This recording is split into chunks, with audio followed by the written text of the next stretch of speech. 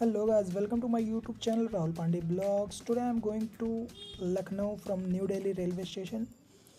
लखनऊ से मैं जाऊंगा सुल्तानपुर जो कि यूपी में है।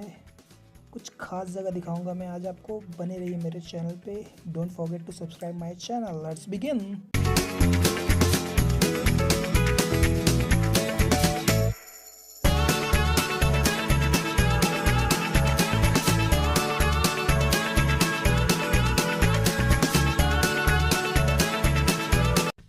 रात को काफ़ी अच्छी नींद आई थी और कुछ ही देर में मैं अब लखनऊ पहुंचने वाला हूं, तकरीबन 15 से 20 मिनट में।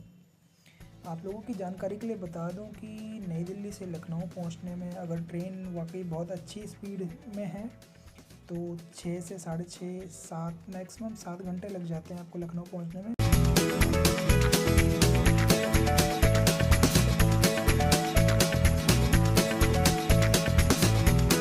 कल शाम को हिचहाइकिंग करने के बाद मैं अपने घर 5 बजे तक पहुंच चुका था। मुझे काफ़ी मज़ा आया हिचहाइकिंग करने में। मैंने इंटरनेट पे इसके बारे में पढ़ा था कि हिचहाइकिंग वो चीज़ होती है बिना पैसों के ट्रैवल करना, यानी कि किसी से लिफ्ट लेके अपने डेस्टिनेशन तक पहुंच जाना।